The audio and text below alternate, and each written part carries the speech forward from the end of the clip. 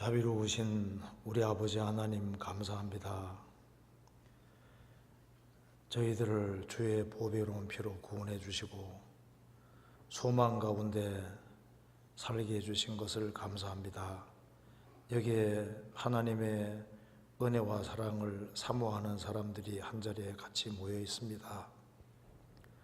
이 가운데 주 성령께서 함께 해주시고 오늘 이 말씀을 통해서 하나님이 원하시는 뜻이 무엇인지를 더욱 확실히 깨달아 알 수 있도록 도와주시고 우리가 이 세상에 살아가는 목적이 무엇인지를 알 수 있도록 도와주옵소서.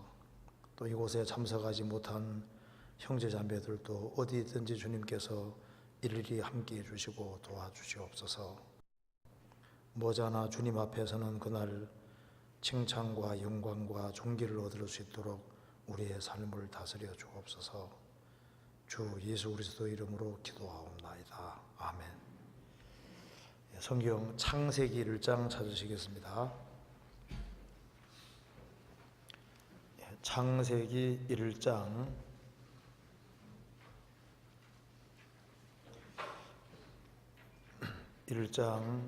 16절입니다.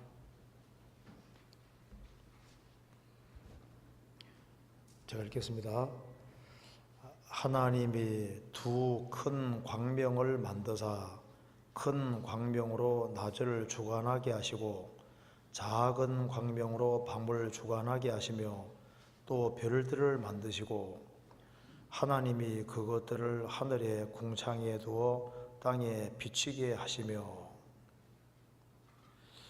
그 다음에 마태복음 2장 보시겠습니다.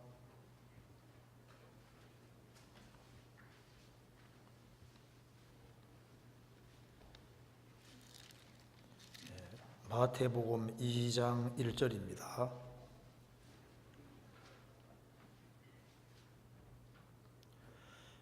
헤롯 왕 때에 예수께서 유대 베들레헴에서 나심에 동방으로부터 박사들이 예루살렘에 이르러 말하되 유대인의 왕으로 나신 이가 어디 계시뇨? 우리가 동방에서 그의 별을 보고 그에게 경배하러 왔노라 하니. 7절. 이에 헤롯이 가만히 박사들을 불러 별이 나타난 때를 자세히 묻고, 그 다음에 9절입니다. 박사들이 왕의 말을 듣고 갈새 동방에서 보던 그 별이 문득 앞서 인도하여 가다가 악이 있는 곳 위에 머물러 섰는지라. 저희가 별을 보고 가장 크게 기뻐하더라. 집에 들어가 아기와 그 모친 마리아에 함께 있는 것을 보고 엎드려 아기께 경배하고 보배압을 열어 황금과 유황과 몰약을 예물로 드리니라. 꿈에 헤롯에게 돌아가지 말라 제시하심을 받아 다른 길로 고국에 돌아가니라. 거기까지입니다. 그리고 어제 시간에는 하나님을 경외하는 것에 대해서 같이 이제 생각을 해봤습니다. 오늘은 우리 그리스도인의 신분이 무엇인지를 아는 것이 꼭 필요하다고 생각합니다. 그래서 도대체 내가 누구일까? 내가 왜 여기에 존재하고 있을까 하는 목적을 확실하게 알 필요가 있습니다. 그래서 창세기 1장에 말한 대로 하나님이 두 큰 광명을 만드셨습니다. 두 큰 광명은 뭔지 아시죠? 해하고 달을 만드시고 그 다음에 별들을 만드셨습니다. 그리고 그것을 궁창에 두어 땅에 비치게 하시고 그리 되지 않습니까? 그게 실제 사건인 동시에 성경 전체에 비춰보면 그게 중요한 뜻이 들어있는 겁니다. 대체로 해는 예수님을 상징하는 것이고 달은 교회를 상징하는 것이고 그리고 별은 구원받은 한 사람 한 사람을 가르치고 있는 겁니다.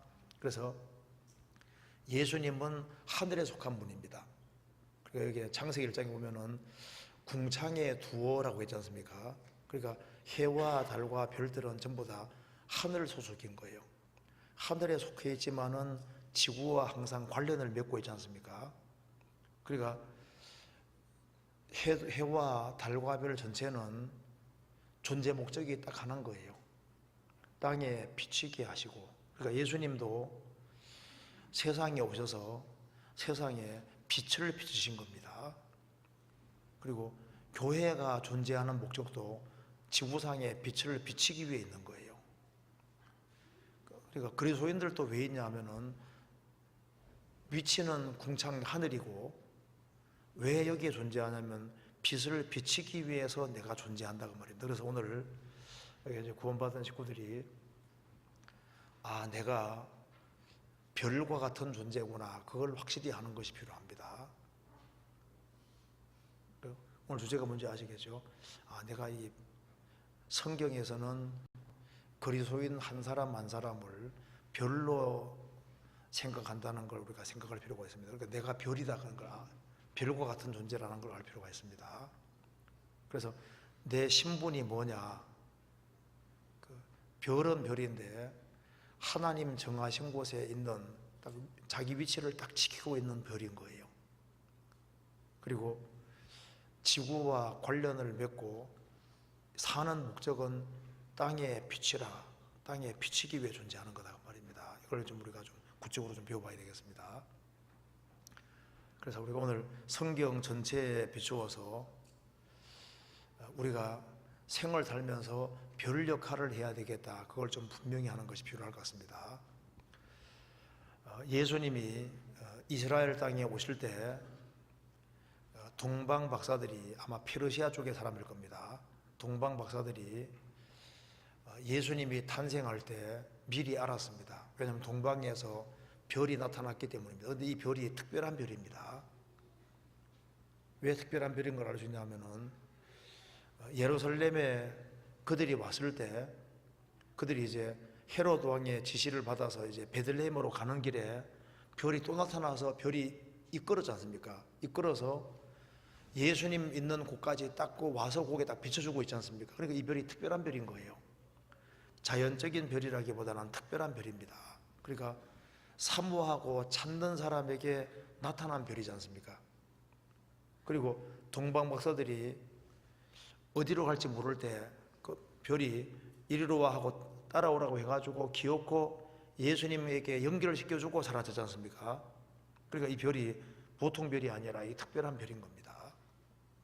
그래서 이 동방 박사에게 나타나는 별, 이 별은 그냥 보통 별이 아니라 아주 이 동방 박사에게 꼭 필요한 별이지 않습니까? 특별한 별이고, 그래서 동방 박사들에게 그리스도가 왔다는 사실을 깨닫게 도와주고 그들에게 그리스도를 찾고자 하는 마음을 불러일으키고, 그들이 예루살렘에 왔을 때 예수님이 어디 있는지를 모르니까 헤매니까 또 나타나가지고 그곳이 아니라고 알려줘가지고 이렇게 이끌어가지고 예수님 앞에까지 딱 연결시켜주고 그들이 예수님께 경배하는 걸 보고 그 다음에 사라졌잖아요.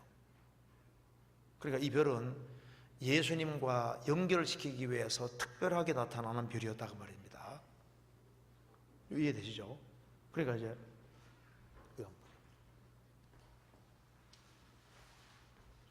여기 이제 목소리 들리는가요? 예. 그러니까 여기 이제 별이 나타났는데 이 별이 동방 박사들이 있습니다. 여기에 동방 박사들이 몇 명일까요? 동방에서 몇 명이 왔을까요? 아무도 몰라요. 3명이라 생각하면 그거 아닙니다. 성경에 3명이지 몇 명인지 알 수가 없어요. 할 때 여러 사람이 왔을 겁니다.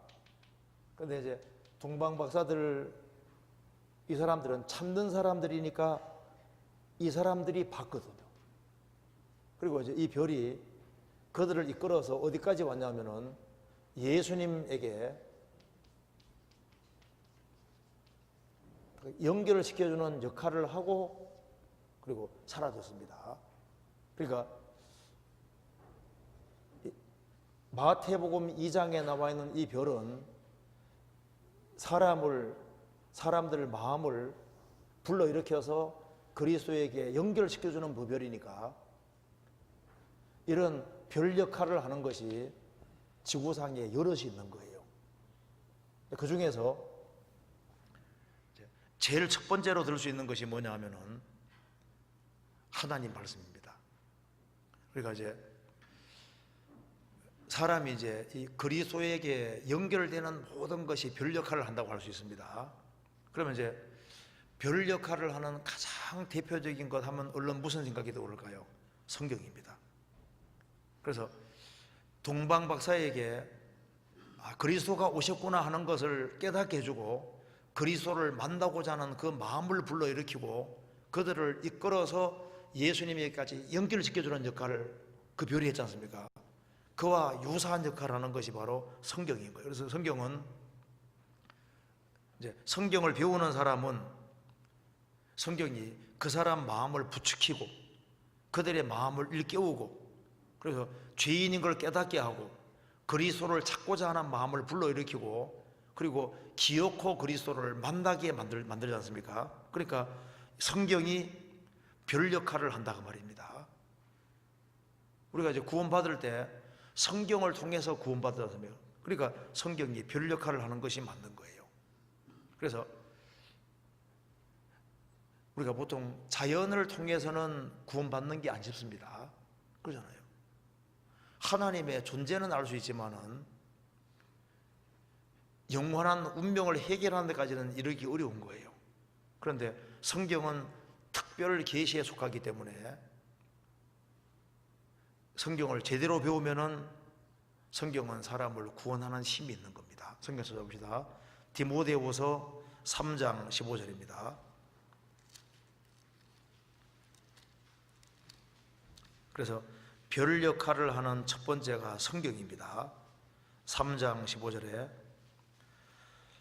또 내가 어려서부터 성경을 알았나니 성경은 능히 너로 하여금 그리스도 예수 안에 있는 믿음으로 말미암아 구원에 이르는 지혜가 있게 하느니라. 성경은 능히 너로 하여금 그리스도 예수 안에 있는 믿음으로 말미암아 구원에 이르는 지혜가 있게 하느니라. 그래서 성경은 강팍한 마음을 깨트리고 그들의 영혼을 각성시키고 그리고 그리스도를 찾도록 만들고 그리스도에게 기어코 연결시키는 그 역할을 하는 거예요. 그래서 이 하나님 말씀 한 말씀 한 말씀이 특별한 별에 속하는 겁니다. 어떤 사람이 어떤 여자분이 자기 남편이 구원받기를 아주 간절히 원해서 오랫동안 기도했습니다. 근데 남편 마음이 요지부동이고 움직이질 않는 거예요. 그런데 어느 날 남편에게 간곡히 부탁하니까 그러면 이번 주에는 나가보겠다고 했습니다. 교회를. 그래서 아내는 너무너무 기뻐서 막 기도를 세게 한 거예요. 하나님, 우리 남편이 이제 처음으로 교회 나오니 우리 남편에게 꼭 필요한 말씀을 해주십시오 하고 이제 간절히 기도했습니다. 그런데 기도하고 이제 목사님을 이제 그 남편을 이제 모시고 데리고 이제 교회 다니게 갔는데 그날따라 목사님이 설교하는데 창세기 5장을 설교하시네요. 아내가 실망이 확 됐습니다. 그 하고 많은 성경 내용 중에 하필이면 창세기 5장이냐? 창세기 5장 보면 이름밖에 없잖아요. 사람 이름만 잔뜩 나와 있고 아담이 930까지 살다가 죽었더라 그 말만 쫙 나와 있는데 그 얘기 읽고 설교를 하는데 아내는 막 기분이 확 상했습니다. 하필이면 오늘따라 그 얘기냐. 그런데 그 다음 주부터 남편이 계속 나오는 거예요. 나중에 이제 그리스도까지 확실하게 믿게 됐습니다. 그래서 당신 어째서 이렇게 갑자기 마음이 바뀌었냐 하니까 창세기 5장 설교를 들으면서 살다가 죽었더라 그 말이 계속 반복이 나오니까 사람은 다 죽는구나. 다 죽었네. 나도 죽네. 그런데 죽었는데 창세기 5장 보면 에녹은 산채로 들림받았잖아요. 죽음이 있는 그곳에 죽지 않고 산채로 갔으니까 내세가 있는 거잖아요. 그 창세기 5장 그 말씀 때문에 인생이 확 바뀌어버린 거예요. 자, 이 성경이 사람 마음을 확 바꾸고 그들의 마음을 무너뜨리고 실제로 구원받게 하는 힘이 있습니다. 이런 얘기도 들어보신 분도 있을 겁니다. 휘트필드가 목소리가 굉장히 크잖아요. 10,000명 정도 이렇게 모여서도 설교하면 들을 수 있을 만큼 목소리가 컸거든요. 그래서 이제 휘트필드가 설교할 때마다 사람들이 막 우르르 몰려다니니까 한 광고한 사람이 도대체 뭘 얘기하길래 사람이 이렇게 몰려들까? 근데 설교는 듣기 싫고, 그래서 이제 도대체 모여서 뭐 하는지 궁금하니까 나무에 올라갔습니다. 나무에 올라가서 이렇게 뭐 하는지 구경을 하고 있는데 그만 파리가 한 마리가 코에 붙은 거예요.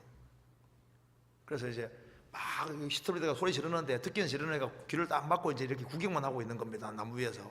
근데 파리가 붙어 있으니까 손떼기는 지르니까 코로 이렇게 흔드는데 이게 안 떨어지는 거예요, 파리가.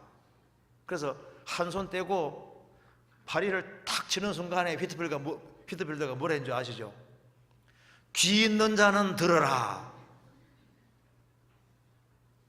딱 그 순간에 귀 있는 자는 들어라 하는데 그것이 하나님의 음성처럼 들리다가 말입니다. 그래서 나무 위에서 두 손 다 떼고 나무 위에서 말씀 들어가지고 결국은 믿게 되는 얘기 나오잖아요. 그러니까 그 한마디, 귀 있는 자는 들어라, 그 한마디가 그 사람 마음을 꺾고 그리고 그리스도를 발견하게 되는 계기가 되는 거예요. 우리 성경 한번 찾아봅니다. 마태복음 10장 보시겠습니다. 마태복음 10장 29절을 보시겠습니다.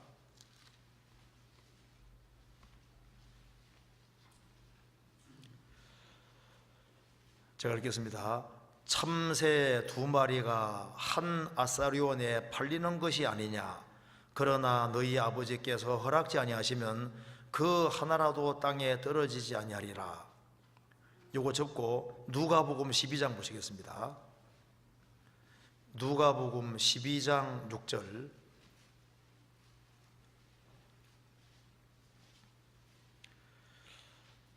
참새 5마리가 다섯이 아사리온 2에 팔리는 것이 아니냐. 그러나 하나님 앞에는 그 하나라도 잊어버리는 바 되지 아니하는도다. 자, 무슨 차이가 있는지 아시겠죠? 마태복음 10장에서는 참새 2마리가 한 아사리온 동선 하나에 팔린다고 했습니다. 그런데 누가복음 12장에서는 참새 5마리가 아사리온 2에 팔리는 것이 아니냐. 우리 얼른 생각하면은 참새 2마리가 한 아사리온에 팔리면은 참새 4마리가 2 아사리온에 팔려야 될 거 아니에요. 근데 여기는 5마리라고 분명히 얘기했거든요. 왜 5마리일까요? 이게 뭔지 아시죠? 하나는 덤입니다. 덤. 예수님 당시에도 이제 한 아사리온 가져오면은 참새 2마리 줬는데 한꺼번에 동전 2개 가져오면요 4마리 주는 게 아니라 덤으로 하나 더 줬던 거예요. 어떤 사람이 이제 이걸 보고서 예수님은 덤도 아셨구나. 그러면 내 사정도 다 아시겠네. 그래서 예수님은 일상적인 것을 다 알고 계셨다고 말입니다. 이것 때문에 마음이 확 바뀐 사람도 있거든요. 그러니까 제가 구원받을 때 처음 이제 교회를 갔을 때 성경 배우러 갔던 겁니다. 갔는데 제게 처음 상담해 주는 분이 말이 굉장히 빨랐습니다. 따발총처럼 빨랐거든요. 말을 그렇게 빨리 하는 사람 지금까지 별로 만나본 적이 없는, 얼마나 빨리 하는지. 제가 갔는데 1시간 정도 얘기를 하는데 따발총처럼요 다르르 얘기하는데 정신이 하나도 없는 거예요. 제가 그래서 1시간 듣다가 교회당 옥상에서 그때 말씀 들었습니다. 듣다가 그냥 1시간 듣다가 투무진 말이 너무 빨라가지고, 그래서 이제 1시간 듣다가 중간에 그냥 딱 일어나가지고 가려고 다 가는데 제 뒤통수에 대고 그분이 얼마나 빠른 말로 하는지 전도하러 갔는데 그 전도를 안 받아들이면은 밖에 나와서 발에 먼지를 털어버리라. 심판날에 소돔 땅이 저보다 견디기 쉬우리라. 그 내용을 빠른 말로 쭉 가는데 발에 먼지를 털어버리라. 이게 얼마나 무서운 말이에요. 소돔 사람들이 벌을 덜 받을 것이다. 그 말은 예수님 말씀 맺혀가면은 그 사람 뭐 그냥 끝장난다는 얘기지 않습니까? 제가 그 얘기를 딱 듣는 순간에 못 가겠더라니까요. 그 말을 듣는 순간에 소름이 쫙 끼치면서 이건 진짜 무서운 말이다. 발에 먼저 털어버리라. 이게 얼마나 무서운 말이에요. 그래서 제가 이제 딱 선 상태로 갈 수도 없고 앉을 수도 없고, 남자니까 또 이제 가긴 가야 되겠는데 가자니 저주받을 것 같고 앉자니 체면이 말이 아니고, 그래서 이제 딱 이렇게 오건중에 있는데 친구가 아이고 왔으니까 듣고 나가야지 하고 잡아당기니까 못 이긴 척하고 앉았죠. 그럼 제가 가려고 하니까 그다음부터는 정색이가 좀 말이 느려지더라고 이렇게. 그래서 제가 나머지 1시간 들으면서 아, 하나님 정말 계시구나, 그걸 확실히 그때 오신 겁니다. 그때 가서 어떡할 뻔했습니까? 근데 그때 딱 한마디, 성경에 말씀한 대로 발에 먼지를 털어버리라. 그 말 한마디 때문에 제가 마음이 꽉 붙잡혔거든요. 그러니까 이제 우리 생활 살아가는 가운데 어떤 사소하게 보이는 말씀 하나가 사람 마음을 탁 붙잡는 거예요. 우리 보통 구원받을 때 전도집회 말씀 모든 걸 다 들어 구원받는 게 아니라 어디 하나에 탁 걸리는 거예요. 아, 이거 진짜구나. 뭐 하나 탁 믿어지잖아요.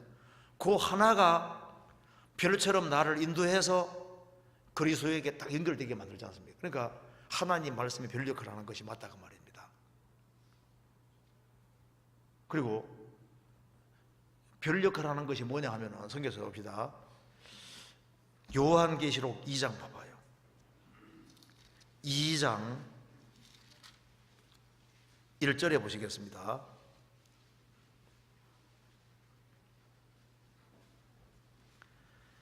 에베소 교회의 사자에게 편지하기를 오른손에 7 별을 붙잡고 7 금초대 사이에 다니시는 이가 가라사대. 여기 오른손에 7 별을 붙잡고 7 금초대 사이에 예수님 다니신다고 하셨는데, 해석하기를 1장 20절에 내 본 것은 내 오른손에 7 별의 비밀과 7 금초대라. 7 별은 7 교회의 사자요 7 촛대는 7 교회니라. 여기 7 별은 7 교회의 사자요. 이거 봅시다. 그래서 여기 별 역할하는 첫 번째가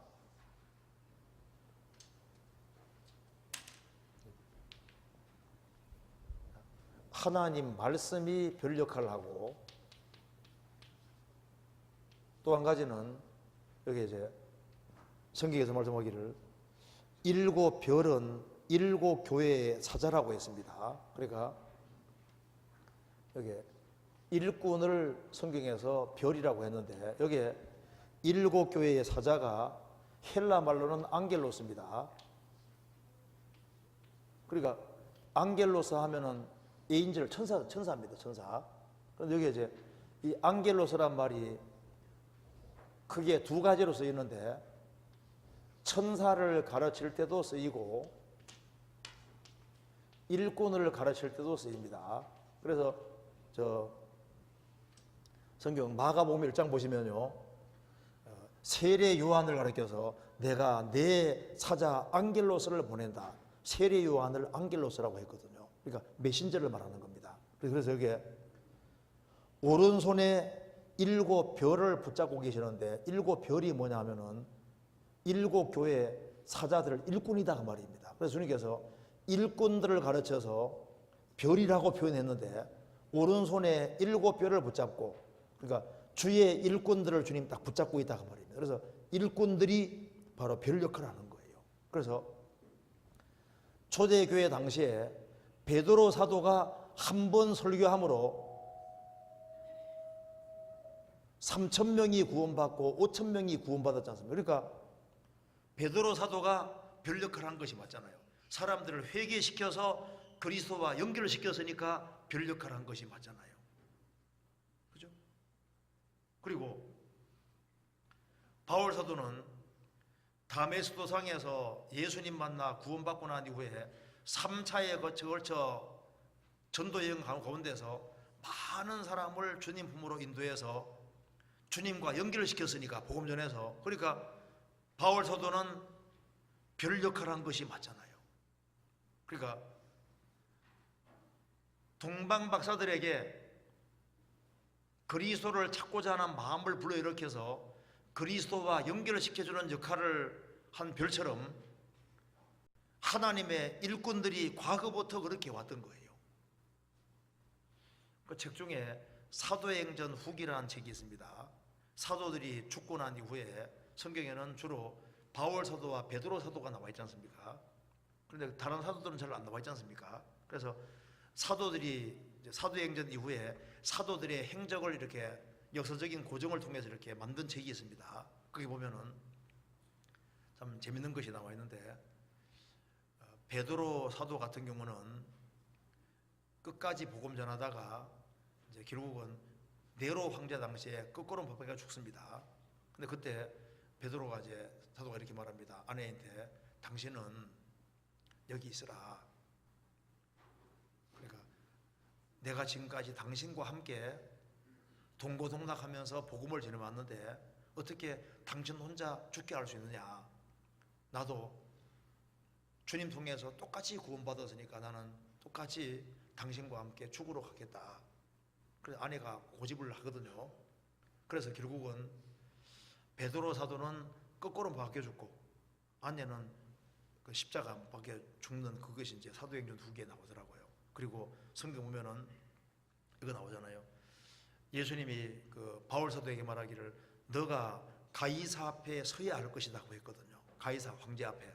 그래서 사도행전 후기 책에 보면은 바울 사도가 네로 황제 앞에 서서 네로 황제와 원로원들이 다 있는 자리에서 이제 기독교 신앙에 대해서 쭉 변호하는 발언을 하고, 그 다음에 이제 판결을 기다리는데 네로 황제가 사형시키라고 그렇게 해서 이제 끌려가서 결국은 참수형 당하고 주님 품에 들어가는 것이 나오거든요. 그래서 이제 쭉 나오는데, 초대교회 당시에 그 많은 신실한 일꾼들이 있었습니다. 예수님의 제자들, 그리고 70명, 예수님의 12제자를 부르시고 70명 부르시지 않습니까? 그 70명이 하나같이 순교당했다고 나옵니다. 그들은 끝까지 복음 위에 살았습니다. 그리고 역사 속에서 주의 신실한 일꾼들이 계속 있어 왔습니다. AD 4세기에는 영국의 한 귀족의 아들이었던 사람 중에 페트리카라는 사람이 있었는데, 그 페트리카가 아일랜드 사람들이 쳐들어와서 그 사람을 포로로 잡아간 거예요. 잡아가서 몇 년 동안 아일랜드에서 양치는 생활을 했습니다. 그런데 그 속에서 페트리카는 신앙심을 길렀고, 그래서 그 하나님의 그 도움을 간절히 구하는 가운데 기적적으로 탈출해서 영국으로 돌아옵니다. 그래서 이제 귀족으로서 이제 생활하고 있는데 아일랜드 사람이 너무 불쌍한 거예요. 그래서 그가 이제 선교 훈련을 받아서 아버지 재산이 많으니까 그걸 전부 다 금부치로 바꾸었습니다. 바꾸어서 아일랜드로 가서 일단 이 사람이 선교할 때 일단 족장들에게 먼저 금부치를 탁 좀 주면서 내가 좀 전도할 테니까 좀 봐달라 이렇게 해가지고 위에서부터 입을 막고 난 다음에 전도해가지고요, 그가 살아있을 때 아일랜드가 거의 다 예수 믿는 사람으로 바뀌었습니다. 그래서 로마 제국이 멸망할 때 그때 신실한 그리스도인들이 아일랜드로 많이 도망갔지 않습니까? 그 아일랜드에서 이제 복음이 있었고, 그때 7세기에 콜룸바라는 사람은 스코틀랜드에 전도하러 갑니다. 그래서 12명의 사람이 이제 전도하러 가서 도착하자마자 배를 불질러 버립니다. 우리는 스코틀랜드를 주님 품으로 인도하지 못하면 절대 못 들어간다. 그렇게 해서 스코틀랜드를 복음화시키지 않습니까? 그러니까 이제 오로지 그리스도의 복음을 위해서 그 인생을 드리는 사람들, 그래서 사람을 주님 품으로 인도하는 그런 사람들이 별 역할을 하는 거예요. 그 옛날에 영국의 헤딩턴 감독이 이제 우간다에 전도하러 들어갔습니다. 잡아먹혔거든요, 식인종들에게. 그러니까 두 아들이 또 아버지 뒤를 이어서 선교하러 또 들어간 거예요. 그런데 두 번째 들어갈 때 백인이 들어와서 잡아먹었는데 백인이 또 오는 거예요. 그래서 이제 그 식인종들이 참 이상한 것은 그 한 사람 잡아먹었는데 자기들이 지금까지 여러 사람 잡아먹어서도 이 사람 해니슨 같은 감독 같은 사람 못 본 거예요. 그냥 조용히 잡수주의하고 잡혀보자 먹히거든요. 그래도 백인이 또 들어오는 겁니다. 그렇게 해서 결국은 가까이 하는 가운데 그 사람들이 이제 결국은 그리스도를 믿는 사람으로 바뀌었는데, 나중에 이제 이 우간다에 처음으로 전도하러 온 그 식인종에게 전도하는 그 사람이 그 사람 아버지였다는 걸 알게 되는 겁니다. 그런데 그 감독이 죽으면서 이렇게 얘기했다는 겁니다. 조용히 잡아먹히면서 주님은 원수를 사랑하라고 하셨습니다. 사랑하라고 하셨습니다. 그렇게 말하면서 죽었다는 거예요. 그러니까 아버지가 죽으니까 그 다음에 들어갈 때는 안 죽인 거예요. 그래서 우간다 사람들을 전도하고 이렇게 했거든요. 그러니까 이제 목숨 걸고 전도한 사람들이 많이 있는데 그들이 다 별과 같은 역할을 하는 사람들인 겁니다. 우리나라에 복음이 들어올 때도 정말 신실한 일꾼들이 들어와서 복음의 씨를 뿌려서 우리가 구원을 받게 된 거예요. 그래서 옛날에 복음 전도자들을 D.L. 무디라든가 스펄전, 요한 웨슬레, 휘틀빌드 다 이런 사람들이 다 별 역할을 한 사람들입니다. 성경에 말씀하기를 오른손에 7뼈를 붙잡고 주의 일꾼들을 주님께서 붙잡고 계시는 겁니다. 그러면 지금도 주님이 붙잡고 계신 일꾼이 없느냐? 있습니다. 에베소 4장에 말씀하기를 하나님이 교회 중에 몇을 세우셨다고 말씀하시지 않습니까? 교회 안에 주님이 전도자들을 세워주시고 일꾼들을 세워주시고 그리고 세계적으로 지금 필요한 곳에 전도자를 보내고 있지 않습니까? 그래서 주님께 파송된 보내심 받은 사람들이 어떤 사람들이냐 하면은 주님 손에 붙잡힌 별과 같은 사람들인 거예요. 제가 에콰도르 갔을 때 에콰도르에서 한 분이 얘기하더라니까요. 그 기토에서 온 한 변호사가 얘기하기를 나는 새벽 4시 되면은 일어나서 항상 선교사들을 위해서 기도합니다. 한국 선교사들. 그러면서 한국의 선교사들이 더 많이 들어오기를 바란다고 하면서 그들이 들어오지 않아서 우리가 어떻게 구원받았겠냐. 그래서 자기는 계속해서 더 많은 선교사가 들어오기를 기도한다고 하면서 그 다음 말이 참 마음에 울리는 얘기입니다. 그런데 왜 이제 왔냐고. 더 일찍 오지. 더 일찍 와서 우리가 더 많이 구원받지 않았겠냐. 그 말 듣는 순간에 그냥 가슴이 찡한 거 있죠. 여기에 미국이라는 나라 속에 선교사로 파송된 사람 꽤 있지 않습니까? 그들을 통해서 주님이 복음을 전하고 그걸 통해서 그리스도를 발견하게 되는 거니까 그리스도와 연결을 시켜주는 역할을 하니까 그들이 별 역할을 하는 것이 맞다 그 말입니다. 그러면은 그 전도자만 별이냐? 아닙니다. 주님 안에 살아가는 모든 신실한 크리스찬들도 별과 같은 거예요. 성경 찾아봅시다. 다니엘서 12장.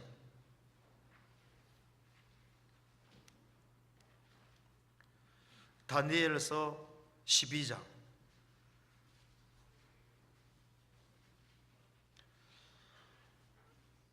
3절을 같이 읽어보겠습니다.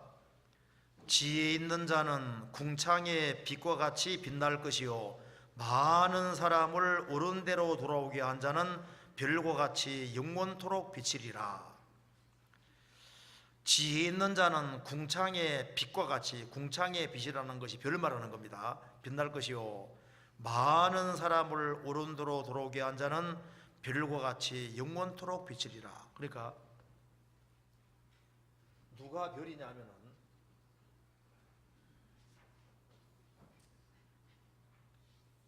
신실한 크리스찬들, 신실한 크리스찬들이 그들을 가리켜 주님께서 별이라고 얘기했습니다. 그래서 많은 사람들을 어른대로 들어오게 한 자는 궁창의 별과 같이 영원토록 비치리라. 그러니까 사람을 주님과 연결을 시키는, 주님께로 인도하는 사람은 그들은 별과 같다고 말씀하신 겁니다.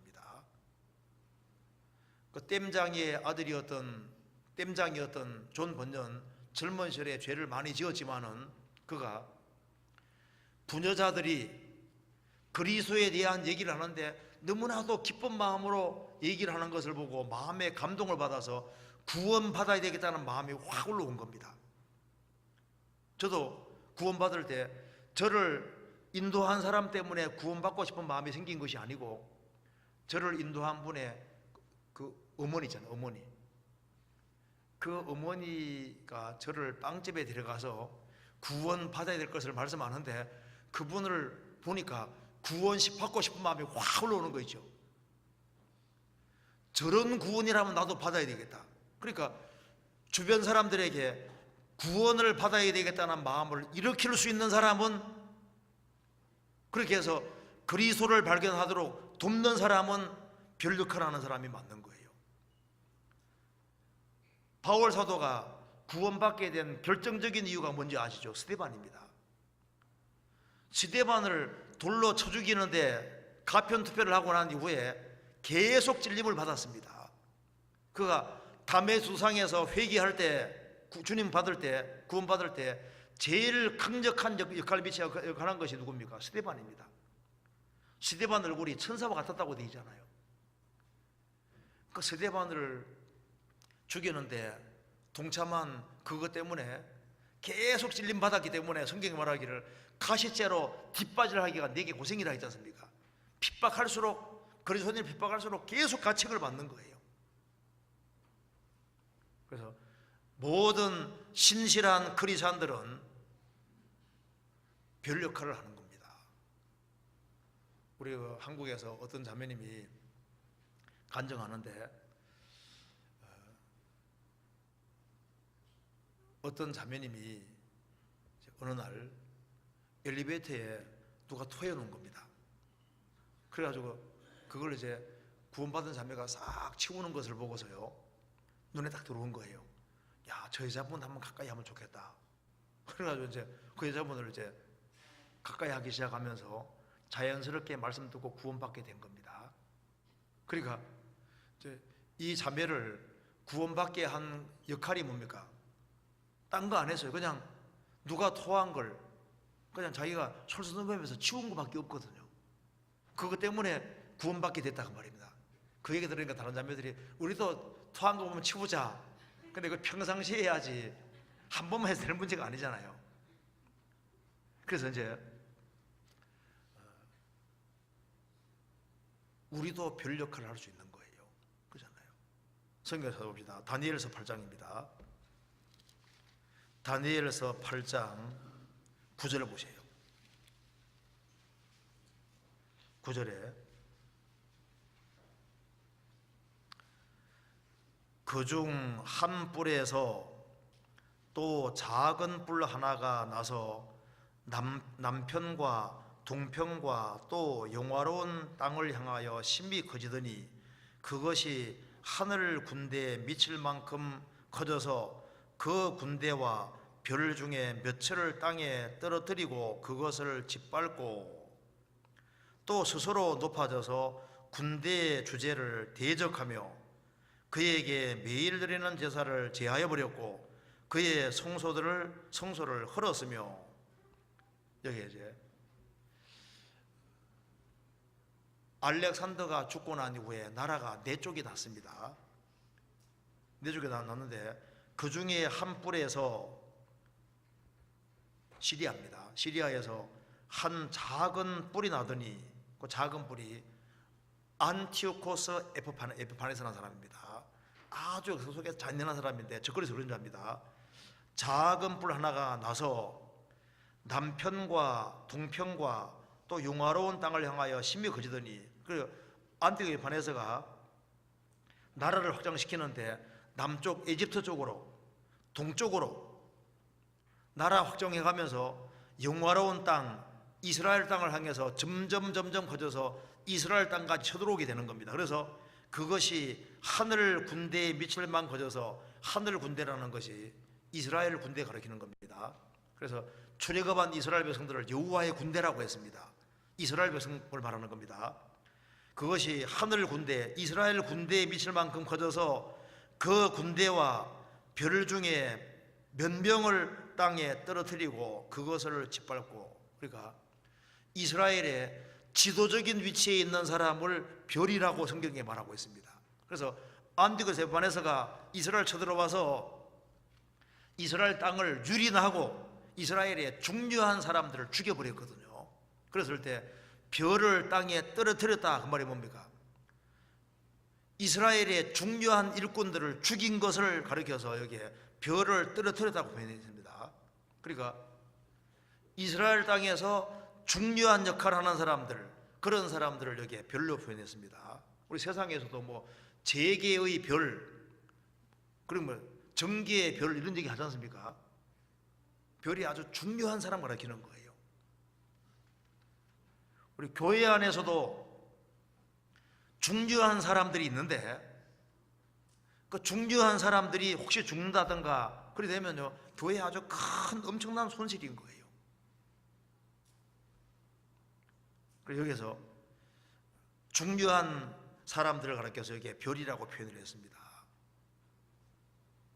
그래서 주님 편에 서서 주님을 위해서 신실하게 살아가는 사람들을, 그런 사람들을 성경에서 별이라고 표현을 하고 있는 겁니다. 그리고 한 개인이 별 역할을 할 수 있다면 주님이 세우신 교회는 훨씬 더 큰 별 역할을 할 수 있는 거지 않습니까? 그래서 필라델비아 교회 같은 경우는 비록 작은 지역이고 구원받은 식구들이 적었지만은 주님께서 그들을 통해서 엄청나게 많은 사람을 구원받게 만들었습니다.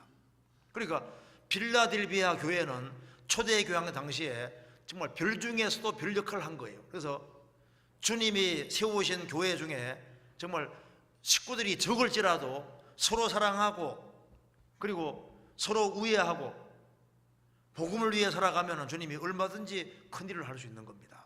그들이 많은 사람을 주님 품으로 인도할 수 있으니까 그러니까 교회도 별 역할을 하는 것이 맞는 거예요. 그건 틀림없는 겁니다. 그리고 이제 또 한 가지 생각할 것은 여기 이제 별 역할을 하는 것 중에서 신실한 그리스도인들이 별 역할을 하고 교회도 별과 같은 역할을 하는 겁니다. 그잖아요. 그리고 그뿐 아니라 별 역할을 하는 것 중에 또 한 가지가 좋은 책들이 정말 별 역할을 합니다. 우리 교회에서 나온 책자 통해서 구원받은 사람들이 있거든요. 그러니까 그리스도께 인도하는 모든 것들은 다 별 역할을 하는 거예요. 그래, 비 목사가 역할을 많이 합니다. 비디오 목사, 그죠?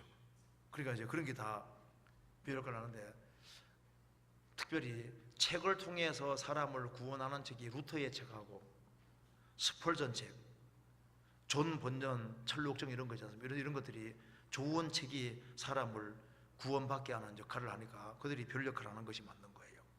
또 우리가 전해주는 조그마한 전도지가 별 역할을 할 수도 있습니다. 그러니까 사람의 마음을 움직여서 그리스도에게 연결시키는 모든 것은 다 별 역할을 한다고 할 수 있는 거예요.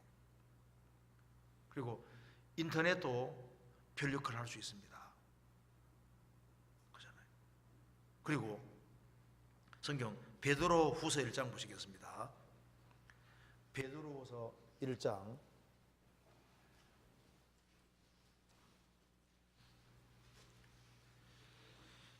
베드로 후서 1장 19절입니다.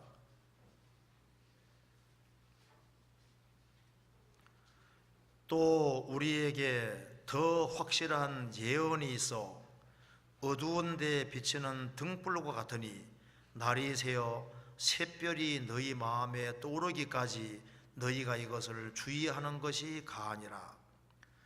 우리에게 더 확실한 예언이라는 것은 변화산상에서 예수님 부활한 것을 본 것을 말하면서 베드로 사도가 우리는 예수님 재림하는 예고편을 봤다. 그런데 그거보다 더 확실한 것은 예언의 말씀인데, 이 예언의 말씀은 어두운 데 비치는 등불 같은데 날이 새어 샛별이 너희 마음에 떠오르기까지 너희가 이것을 주의하는 것이 가하니라.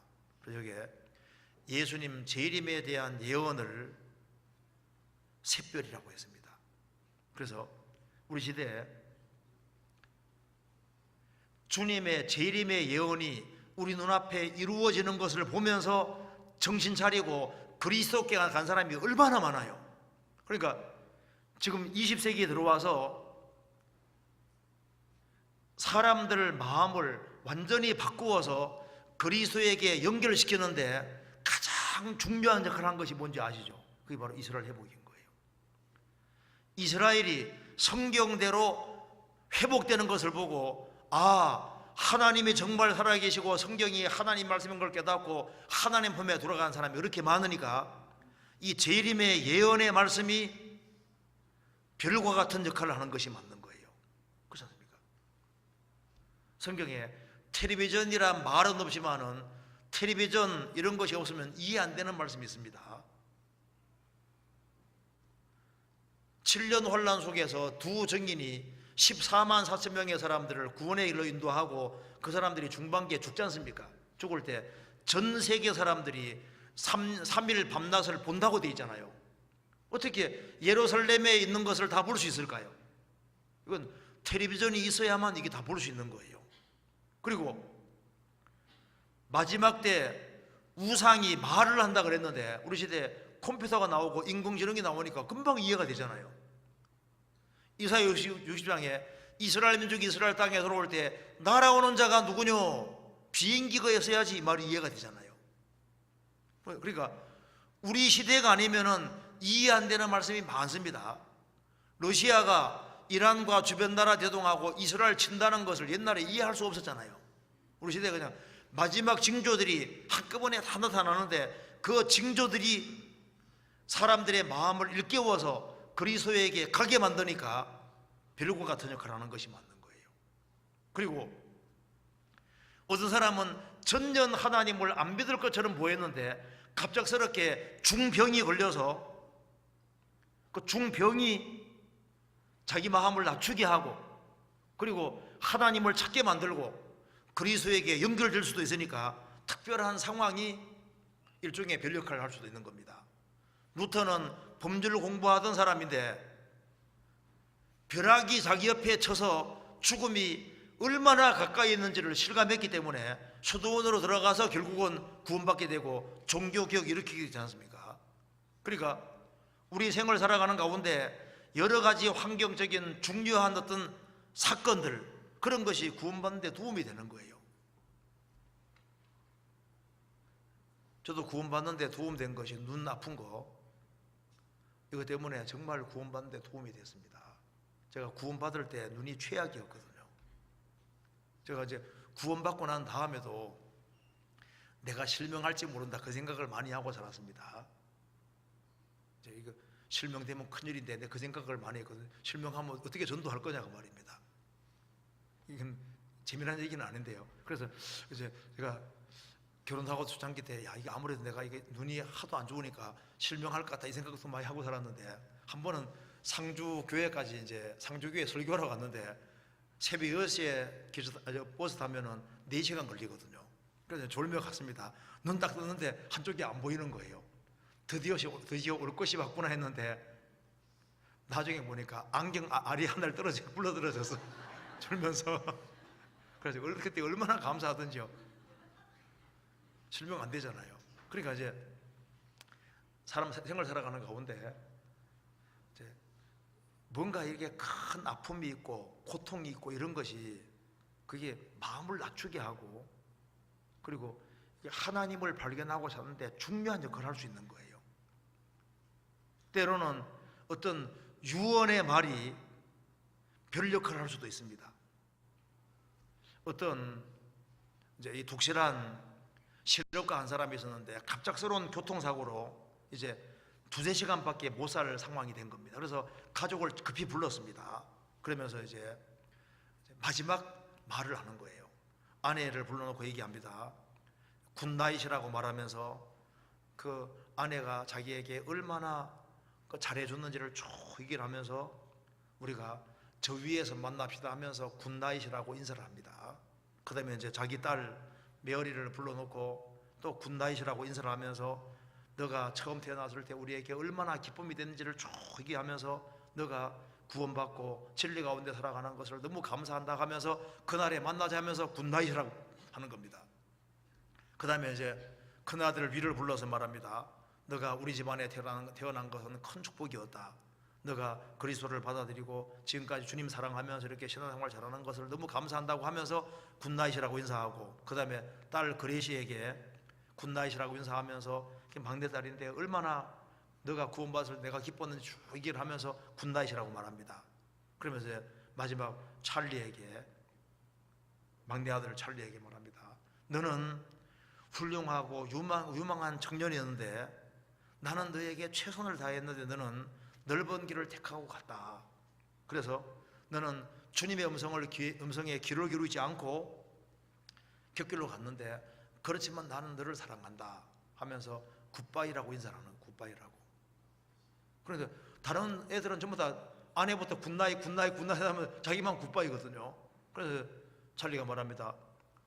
왜 다른 사람은 굿나잇인데 왜 나만은 굿바이냐고 하니까, 그날 아침이 되면은 다른 사람들은 다 저 위에서 만나게 되는데 너는 다시 못 만나지 않느냐. 그래서 굿바이라고 인사했다고. 그래서 그것 때문에 자식의 마음이 확 바뀌어서 정말 무릎 꿇고 자신도 그리스도를 받아들이겠다고. 그렇게 해가지고 이제 그리스도를 받아들이고 나중에 이 사람이 이제 목회자가 됐다는 얘기가 있거든요. 그러니까 어떤 사람 막 전혀 그리스도를 안 믿을 것 같았는데 유언을 잘 남겨서 유언 때문에 그 유언이 별 역할을 해서 그리스도께 연결시킬 수도 있는 거예요. 그런가 하면은 좋은 의미로 그리스도에게 연결시키는 별 역할을 하는 사람이 있는가 하면은 그리스도와 멀어지게 하는 가짜 별도 있는 겁니다. 묘다서 1장 보시겠습니다. 묘다서 1장 13절.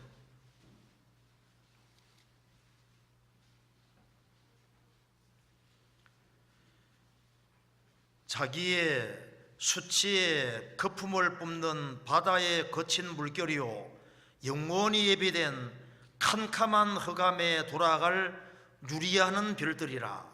여기에 3절에 가만히 들어온 거짓 일꾼 얘기하면서 캄캄한 흑암에 돌아갈 유리하는 별들이라. 여기에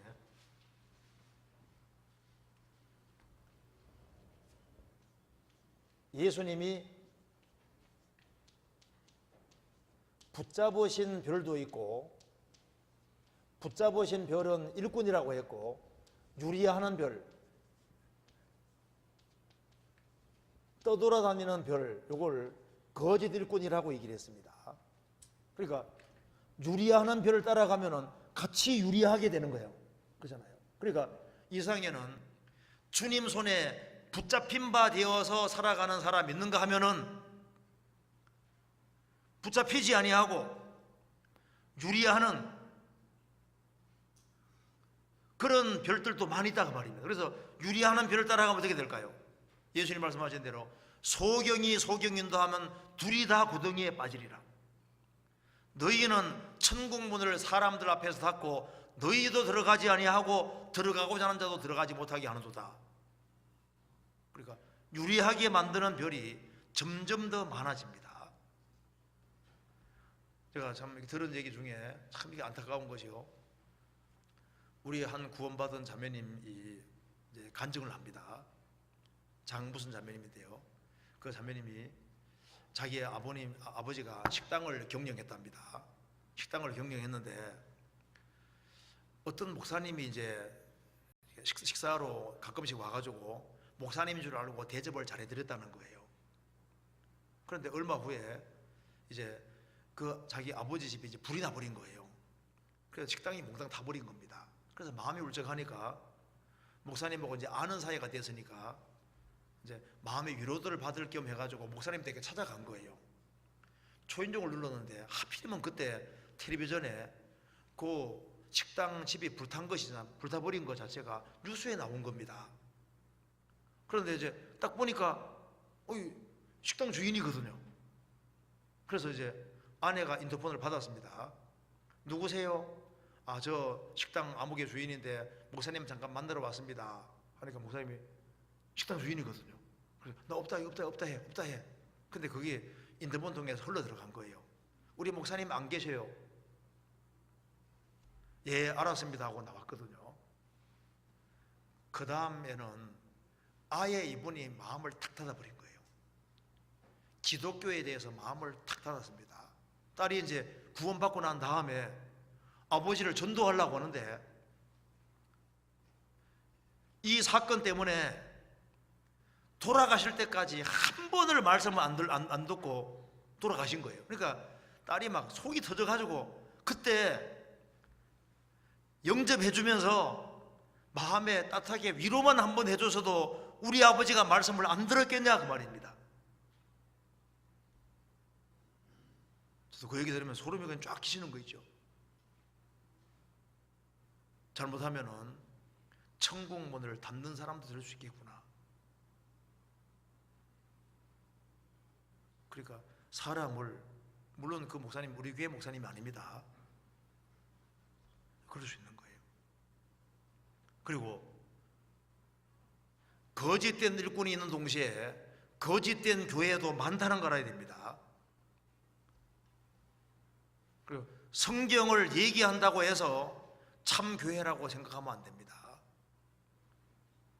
주님이 함께 하시면은 반드시 탄생하는 일이 있어야 되는 거예요. 탄생. 사람이 거듭나고 그 사람이 바꿔지는 일이 있지 아니하면은 하나님이 함께 하신다는 증거가 없잖아요. 기독교인이 아무리 많아져도 거기에 생명 있는 사람이 없으면 주님과는 관계가 없는 거예요. 그렇지 않겠습니까? 그래서 지금 사람을 기독교인으로까지는 만드는데 그리스도와 개인적으로 연결 안 시키면은 같이 망하게 하는 거예요. 그렇잖아요. 그리고 거듭난 그리스도인들도 잘못하면은 주님께 인도하는 역할을 하는 것이 아니라 주님께로 가는 것을 막는 사람도 될 수 있다 그 말입니다. 그렇잖아요. 그리고 그리스도인들이 별과 같은 존재지만은 별은 밝기가 다 다르잖아요. 별의 밝기는 다 차이가 있습니다. 성경 찾아봅시다. 고린도전서 15장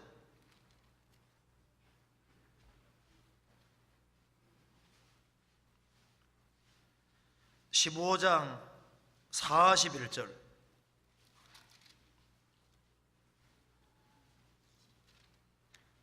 같이 읽어보겠습니다.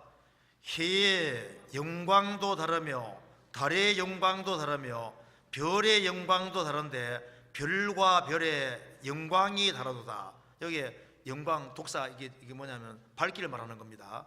그러니까 해의 밝기, 달의 밝기가 다르고 별의 밝기가 다른데 별과 별의 밝기도 다르도다.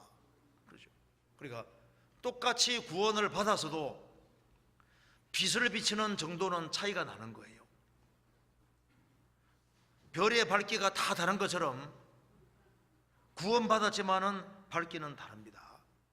그리고 까딱 잘못하면은 다른 사람을 주님 품으로 인도하는 것이 아니라 빛을 가릴 수도 있는 거예요. 노예 선장이었던 존 뉴턴 아시지 않습니까? 그때 같은 배에 타고 있던 한 사람 기독교인이었는데 뉴턴이 말을 잘하잖아요. 그래가지고 그 배 타고 다니면서 그 사람을 완전한 무신론자로 만들어 놨습니다. 나중에 자기가 구원받았어요.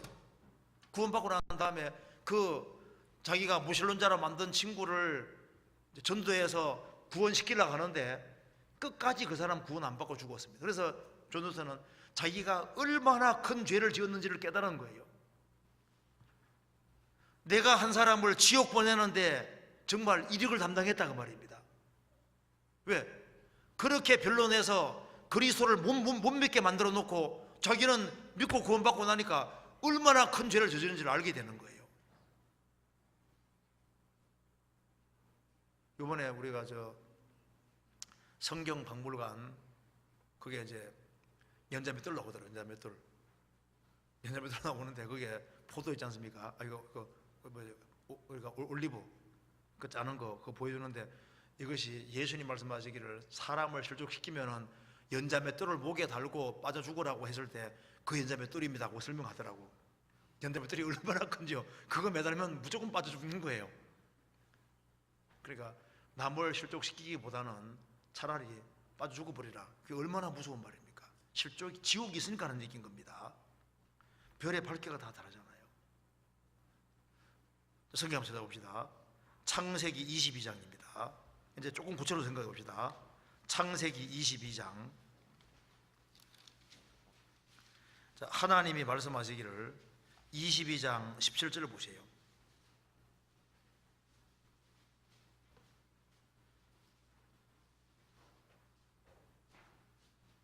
17절.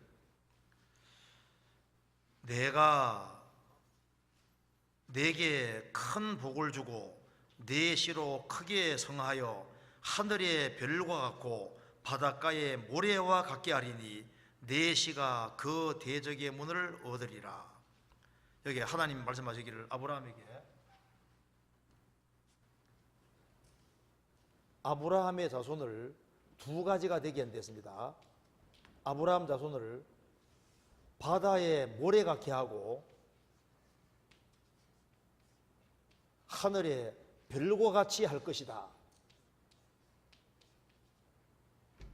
자, 이사야 10장 보시면은 이스라엘이여 내 백성이 바다의 모래 같을지라도, 육적인 이스라엘 백성들을 바다의 모래 같다고 했거든요. 그런데 아브라함을 통해서 아브라함의 신앙을 같이 가진 사람들은 하나같이 하늘에 속한 사람이 되는 거니까 성경에서 아브라함 자손이 바닷가 모래같이 하늘의 별과 같이 많아질 것이다. 그러니까 아브라함 통해서 육신내에 속한 아브라함 자손이 많이 나타난 동시에 아브라함의 믿음을 본받는 하늘에 속한 사람들도 많이 나타날 것이기 때문에 여기 말씀하기를 내 씨가 하늘의 별과 같고 바닷가의 모래 같게 될 것이다. 하늘의 별과 같다고 했습니다. 그래서 성경이 말씀하기를 모든 거듭난 크리스찬들은 바다의 모래 같은 존재가 아니라 하늘의 별과 같은 존재인 거예요. 그리고 우리가 알아야 될 것은 우리는 별과 같은 존재인데 별과 같은 존재가 해야 될 것이 뭐냐 그 말입니다. 그리고 성경에서 말씀하기를 아브라함은 평생 텐트에 살았습니다. 왜냐하면 그는 이 세상에 살지만은 자기는 나그네로 생각하고 살았던 거예요. 다윗도 왕궁에 있었지만은 나의 나그네 된 집이라고 했습니다. 그는 집에 살았지만 나그네로 인식하고 살았습니다. 워싱턴 지역에 산다 할지라도 나그네인 거예요. 그러면은 이제 조금 구체적으로 생각해 봅시다. 창세기 1장 보세요.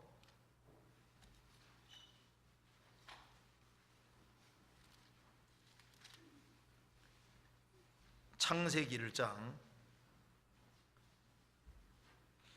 16절. 하나님이 두 큰 광명을 만드사 큰 광명으로 낮을 주관하게 하시고 작은 광명으로 밤을 주관하게 하시며 또 별들을 만드시고, 그 다음 같이 읽읍시다. 별들을 만드시고 그 다음에 하나님이 그것들을 하늘의 궁창에 두어 땅에 비치게 하시며, 그러니까 여기에 별은 존재 목적이 딱 하나로 요약됩니다. 비치게 하시며, 이게 목적이잖아요. 그러니까 우리가 구원받고 하나 될 것이 있습니다. 내가 구원받았으면 나는 하나님 보실 때 별과 같은 존재입니다. 그러니까 땅에 속한 자가 아닌 거예요. 별은 하늘이잖아요. 하늘에. 우리는 땅에 살지만 하늘에 속한 자인 겁니다. 예수님 말씀했습니다. 너희는 세상에 속한 자가 아니요 도리어 세상에서 나의 택함을 입은 자인 거로 그러지 않습니까? 그런 세상에 살지만 우리는 세상에 속한 자가 아닙니다. 구원을 받는 즉시 우리의 시민권은 하늘에 있고 우리는 하늘에 속한 자가 된 거예요. 그렇잖아요.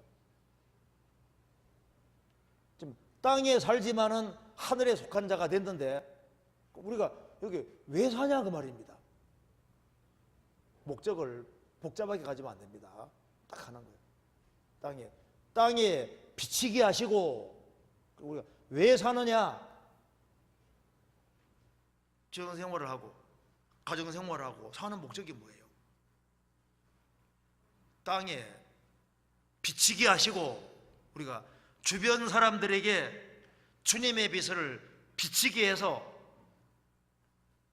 그 사람들을 그리스도와 연결시키게 하기 위해서 산다 그 말입니다. 그렇죠? 그 목적 가지고 살아야 되는 겁니다. 우리는 세상 사람과 사는 목적이 다른 거예요. 자, 그러면은 구원받은 모든 사람은 하늘에 속한 사람으로서 땅에 비치기 위해서 사는데 그러면 빛을 비추고 있냐 그 말입니다. 그러면 못 비치면은 왜 못 비치느냐 그 이유를 알아야 될 거 아니에요. 성경에서 봅시다. 마태복음 5장입니다.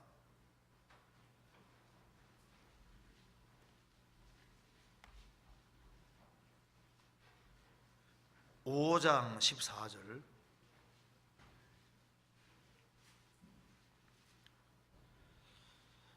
너희는 세상의 빛이라. 산 위에 있는 동리가 숨기우지 못할 것이요 사람이 등불을 켜서 말 아래에 두지 아니하고 등경 위에 두나니 이러므로 집안 모든 사람에게 비추느니라. 너희는 세상의 빛이니 이 말은 무슨 말입니까? 교회는 달 역할하고 너희는 세상의 빛이니 무슨 말입니까? 너희들은 별과 같아 그 말인 거예요. 너희는 별이다 그 말입니다. 빛을 비춰야 되는데 너희는 세상의 빛인데 산 위에 있는 동네는 눈에 딱 띄게 돼 있는데 왜 빛을 비치지 못할까? 그래서 하나님 예수님 예를 들으셨습니다. 사람이 등불을 켜서 말 아래에 두지 아니하고 대박 아래에 두지 아니하고 등경 위에 촛대 위에 두나니.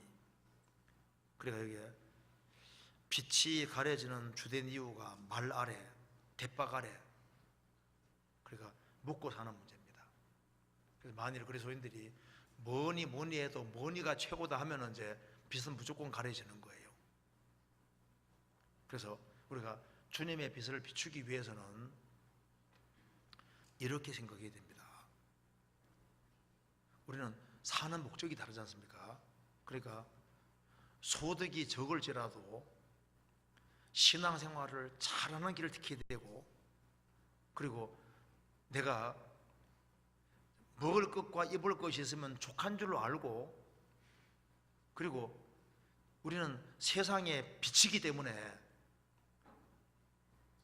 그러니까 주님의 빛을 비춘다는 것은 주변 사람들하고 어떻게 하든 간에 그리스도와 연결시키는 이 역할을 해야 되는데 여기 먹고 사는 문제에 딱을 매이면은 그러면 영혼 구원 주변 사람 건지는 건 다 뒤로 후치되는 거예요. 그렇지 않습니까? 그래서 여기 예수님이 첫 번째 거론한 것이 대박입니다. 말 대박이거든. 대박. 먹고 사는 문제, 경제적인 문제. 그래서 마귀는 그리스도인들이 별이라는 걸 알고 있습니다. 땅에 비치면은 엄청나게 많은 사람이 구원받을 줄 아니까 빚을 빚지 못하게 해야 되는데 어떻게 해야 되느냐? 그리스도인들을 묶는 방법이 뭐니 해도 세상에는 돈이 최고야. 그래서 돈 버는 이쪽에다가 마음을 탁 쏟게 만들거든요. 그러니까 돈벌이는 하는데 사람은 못 건지는 거예요. 돈 안 벌으란 말이 아닙니다. 돈은 벌어야 되지만은 거기에 너무 매달리면요, 그러면 영혼은 못 건지는 거예요. 그래서 내가 구원받은 지금 몇 년이 되어 가는데 도대체 제대로 건지는 사람이 없어요. 그럼 하나님 말씀하시기를, 예수님 말씀하시기를, 좋은 땅에 뿌리었다는 것은 말씀을 두고 깨닫는 자니 결실에서 30배, 60배, 100배가 된다고 했지 않습니까? 그렇죠? 30배, 60배, 100배가 되느니라 했거든요. 주 예수를 믿어라, 그러면 너와 네 집이 구원받으리라 했는데 주님이 거짓말 하실 리가 없잖아요. 그 왜 그럴까? 혹시 내가 먹고 사는 문제, 경제적인 문제, 이것에 너무 붙잡혀 있는 것이 아닌가? 그래서 집 늘리지 않으라는 말이 아닙니다. 집을 예를 들어서 늘리다가 있지 않습니까? 그러다가 집 늘리다가 주님 왔다 합시다. 너 뭐하러 왔냐? 나 집 늘리다가 왔습니다. 집이 좀 크지 않을지라도 시간을 활용해서 부지런히 뛰었으면요, 엄청 많은 사람을 건지고 주님 앞에 섰을 수도 있는 겁니다. 그렇잖아요? 그러니까 이제 제가 지금 오늘 얘기 드리는 것은 다시 한번 계산을 한번 잘해보라고 지금 말씀드리는 겁니다. 계산을 잘해야 됩니다. 주님 앞에 서야 되는데 너 뭐하다 왔냐? 나 이게 워싱턴에 살면서 가능하면 편리한 집에 좀 편안하게 안락하게 이렇게 사는 것을 위해서 이렇게 하다가 왔습니다. 그러면 너는 빛인데, 별인데, 별의 목적은 땅에 비치게 하는 것이 목적인데, 땅에 비친다는 것이 내가 접촉하는 주변 사람에게 빛을 비춰서 그리스도에게 연결시켜야 되는데, 그게 주된 목적인데, 그것은 내가 구원받을 때 주변 사람들의 희생을 통해서 내가 구원받았지 않습니까? 그렇기 때문에 우리 주변 사람을 건지기 위해서는 우리에게 똑같이 그런 걸 또 주님 원하시는 거예요. 성경 시보리에서 13장 보시겠습니다. 13장 5절입니다.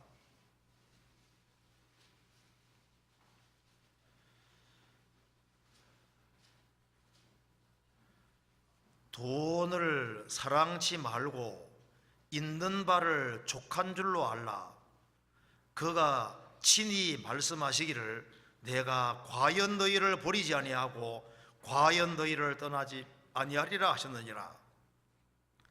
그러므로 우리가 담대히 가로되 주는 나를 돕는 자신이 내가 무서워 아니하겠노라. 사람이 내게 어찌하리요 하노라.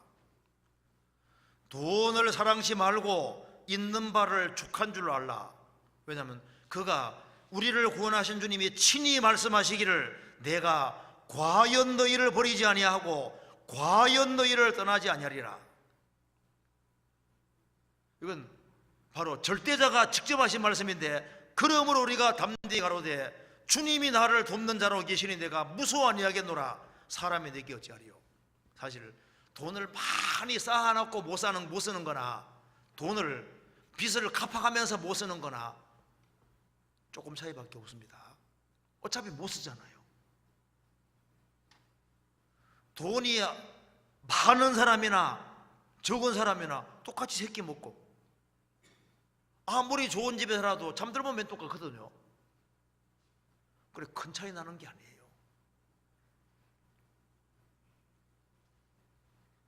성경이 분명히 말씀하기를 내가 혹시 대박 아래 말 아래 혹시 덮어두는 것이 아닌지 그걸 계산을 잘 해야 됩니다. 왜냐하면 우리가 주님 앞에 서야 되는 거니까. 그리고 우리가 먹고 사는 문제에 딱 붙잡히면은 그것 때문에 내가 접촉하는 사람들이 이루어지게 될 때 내 책임이 없겠냐 그 말입니다. 그렇잖아요. 또 한 가지 봅시다. 누가복음 찾아봅시다. 8장 보시겠습니다.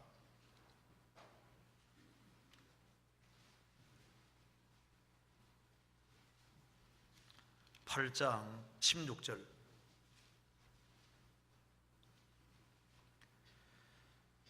누구든지 등불을 켜서 그릇으로 덮거나 평상 아래에 두지 아니하고 등경 위에 두나니 이는 들어가는 자로 그 빛을 보게 하려 함이라.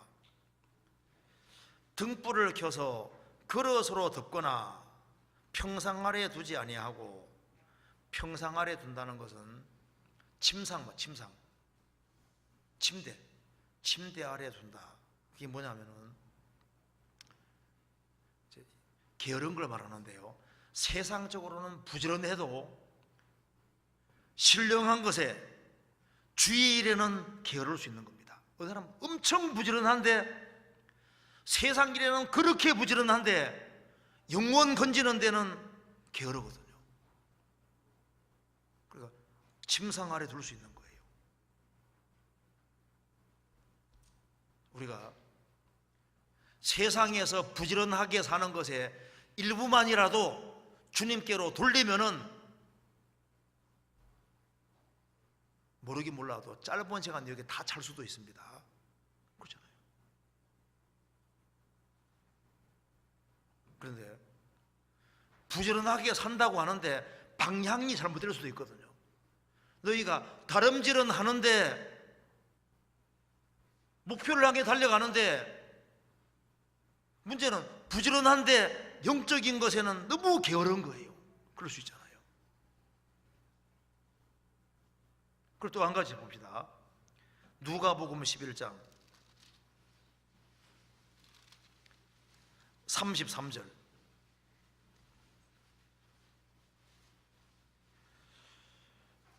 누구든지 등불을 켜서 속에나 말 아래 두지 아니하고 등경 위에 두나니 이는 들어가는 자로 그 빛을 보게 하려 함이라.